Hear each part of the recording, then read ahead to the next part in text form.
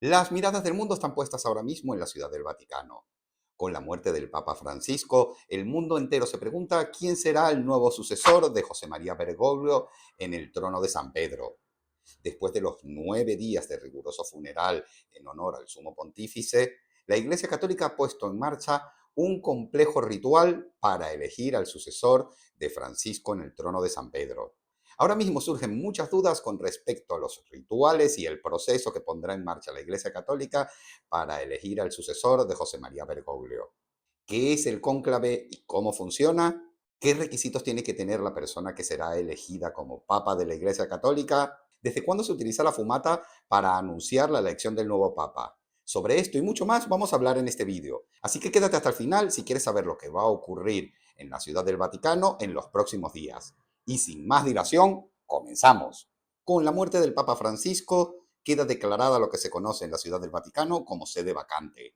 El cardenal Camarlengo va a tomar las riendas de la Iglesia Católica hasta que el Colegio Cardenalicio elija al sucesor de José María Bergoglio. Es un complejo ritual lleno de tradiciones que se remonta a la Edad Media en algunos casos, aunque algunas otras tradiciones que damos por sentadas son mucho más modernas de lo que solemos pensar. La palabra cónclave viene del latín conclave, que significa literalmente con llave. Esto se refiere al encierro literal al que se someten los cardenales a la hora de elegir al nuevo papa. Esta tradición se remonta al año 1268, cuando tras la muerte del papa Clemente IV, los cardenales tardaron casi 3 años en elegir a su sucesor. Los ciudadanos, cansados de que los cardenales no pudieran ponerse de acuerdo, decidieron encerrarlos bajo llave, irles reduciendo poco a poco la comida hasta el punto de llegar a quitársela. E incluso llegaron a quitar el tejado del salón donde se reunían, para forzarles a tomar una decisión. Esta tradición la formalizó el Papa Gregorio X en el año 1274 y desde entonces los cardenales se reúnen bajo llaves para no tener ningún tipo de influencia externa y tomar la decisión lo antes posible. El cónclave se prepara en el mismo momento en el que el Papa fallece o decide renunciar, como fue el caso de Benedicto XVI. Según la tradición, el cónclave comienza entre 15 y 20 días después de la muerte del sumo pontífice. Este es el tiempo necesario para que todos los miembros del Colegio Cardenalicio puedan acudir a la Ciudad del Vaticano. Aunque si todos los cardenales electores están en la ciudad de Roma antes de tiempo, el cónclave podría comenzar antes. Eso sí, después de los 9 días de funeral del Papa.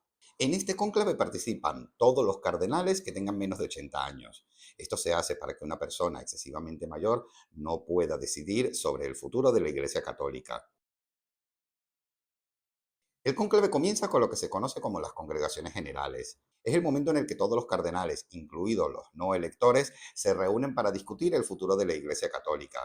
Básicamente tienen un debate sobre las necesidades de la Iglesia Católica y el futuro que tendrá que afrontar esta. Es allí donde se comienza a perfilar las características que necesita la Iglesia Católica del nuevo Papa. Mientras los cardenales están reunidos decidiendo el futuro de la Iglesia Católica, la Capilla Sixtina y la Casa de Santa Marta, donde dormirán todos los cardenales electores hasta finalizar el cónclave, es preparada para la misión que tiene que afrontar. Se instala la famosa estufa donde se quemarán las papeletas y se preparan los camastros donde van a dormir los cardenales, que lejos de lo que muchos creen, no tiene ningún tipo de lujo ni comodidades. Es una casa sencilla, con camastros sencillos, donde los cardenales pasarán las noches entre votación y votación. Una vez terminadas las deliberaciones, se realiza lo que se conoce como la Misa Pro Eligiendo Pontífice. Es una misa en la que todos los cardenales electores van a pedir iluminación al Espíritu Santo para que le ayuden a elegir al mejor sucesor. Una vez concluida esta misa, los cardenales harán una procesión hacia la Capilla Sixtina. Una vez allí, los cardenales realizarán un juramento solemne de silencio absoluto. Ninguno de los cardenales y las pocas personas autorizadas a estar presentes en el cónclave, como médicos o asistentes, podrán revelar nada de lo que allí se discuta, bajo pena de excomunión. Es sorprendente que a día de hoy no se haya filtrado ninguna de las deliberaciones tomadas dentro del cónclave. Esto habla muy bien del compromiso de los cardenales y de las personas presentes. Una vez que están presentes todos los cardenales electores, el maestro de ceremonias litúrgicas papales pronuncia la expresión latina extra hominem, que significa todos fuera. Se procede a cerrar con llave la Capilla Sixtina y desde hace unos años se instalan potentes inhibidores para evitar que cualquier tipo de señal pueda entrar o salir de la Capilla Sixtina. Una vez allí se realiza una última reflexión y, si el tiempo lo permite, se realiza la primera votación. En el caso de la elección del Papa Francisco, esta no se realizó sino hasta el día siguiente. Lejos de lo que muchos piensan, no se realiza mucho debate dentro de la Capilla Sixtina.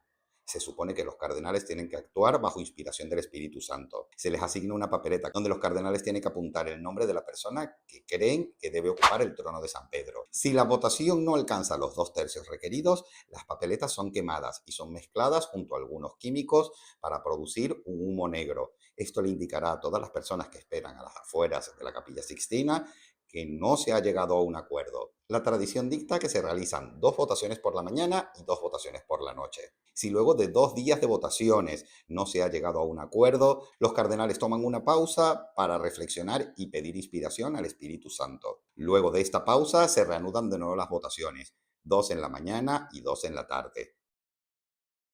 Según las normas del Vaticano, cualquier varón bautizado podría ser designado papa. Sin embargo, en la práctica, el colegio cardenalicio suele elegir a uno de los suyos. Suelen elegir a una persona con experiencia dentro de la Iglesia Católica, con una fe inquebrantable y con años de experiencia al servicio de los ciudadanos. No hay ninguna restricción con respecto a la edad o a la nacionalidad del aspirante. Tradicionalmente se elegía un italiano para ocupar el trono de San Pedro, pero los últimos 3 papas que hemos tenido no han sido de nacionalidad italiana.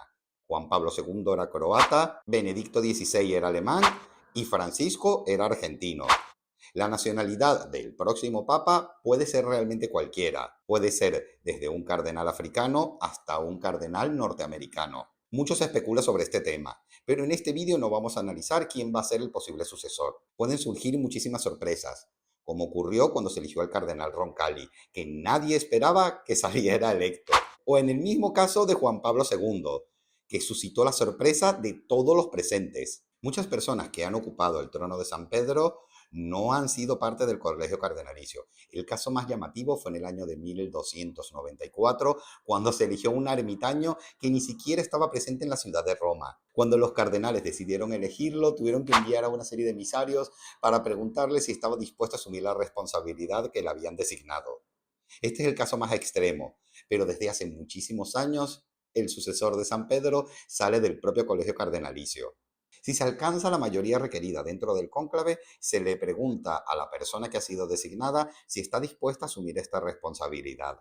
Recordemos que no es obligatorio que la persona designada asuma este rol tan importante. No hay constancia de que una persona designada haya rechazado la responsabilidad. Sin embargo, tampoco conocemos los pormenores de lo que ocurre dentro del cónclave. Recordemos que los cardenales hacen un juramento de silencio y todo lo que ocurre allí dentro queda en el más absoluto secreto. ¿Puede la persona rechazar esa responsabilidad? Por supuesto que sí. Y no existe ningún tipo de penalización al respecto. Puede que el cardenal designado pierda respeto y credibilidad ante sus hermanos cardenales.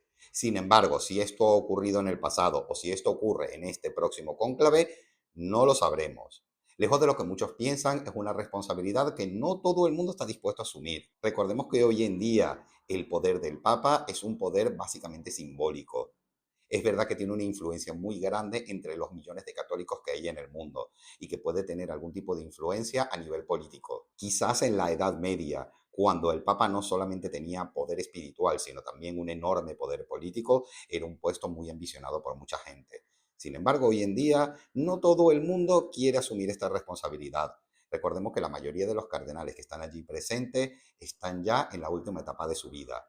Y aunque la mayoría juró servir de por vida a la Iglesia Católica y a Cristo, en realidad muchos de ellos ya están pensando en su jubilación. La mayoría de ellos ya han hecho un logro tremendo en su carrera religiosa, llegando a ser designados cardenales.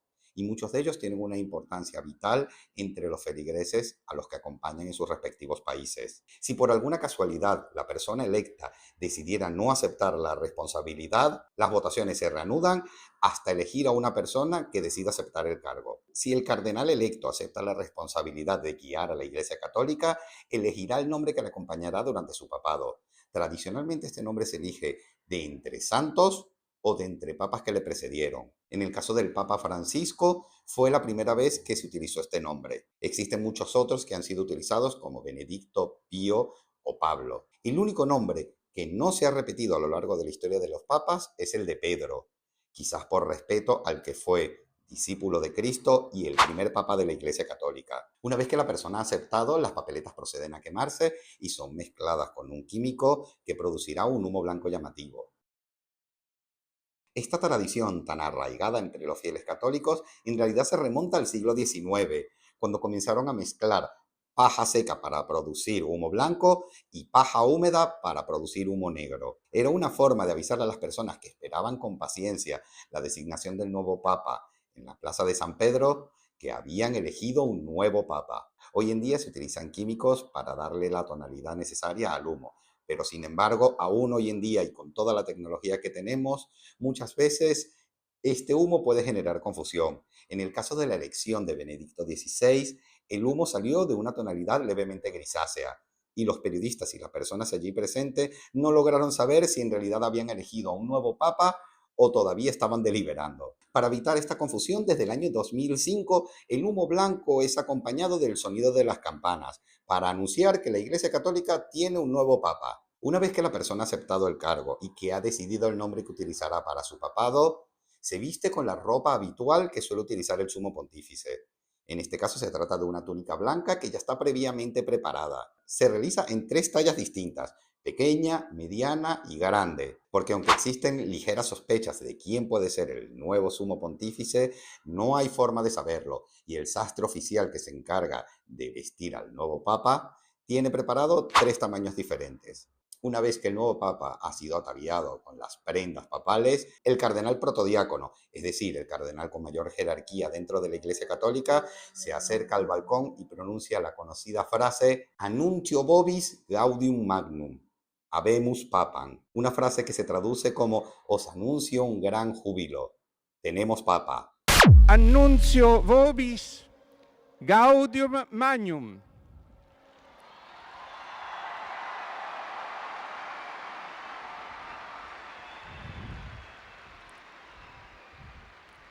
Habemus papam. Luego de esto, revela el nombre bautismal del nuevo papa y anuncia el nombre que utilizará a partir de ahora. El nuevo papa se acerca al balcón y saluda a los fieles presentes. Pronuncia un breve discurso y da su primera bendición Urbi et Orbi, es decir, una bendición a la ciudad y al mundo. A partir de ahora queda finalizado el cónclave y el mundo católico puede celebrar la elección del nuevo papa.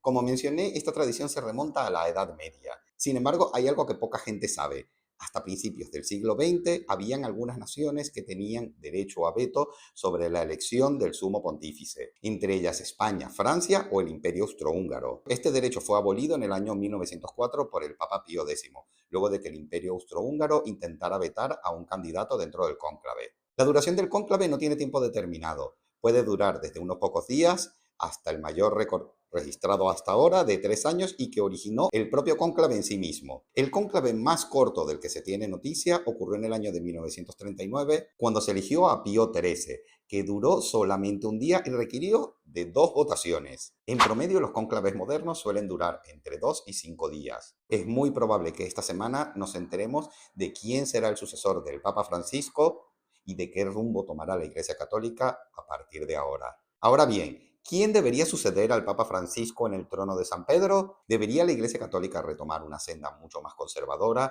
o debería continuar la misión del Papa Francisco en renovar y modernizar la Iglesia de Cristo? ¿Cuál crees tú que debería ser el perfil del nuevo Papa? Déjamelo saber en los comentarios. Muchísimas gracias por haber llegado hasta acá y como siempre nos vemos la semana que viene o en el momento en el que la Iglesia Católica elija al sucesor del Papa Francisco y analicemos de quién se trata y de qué rumbo puede tomar la Iglesia Católica en el futuro.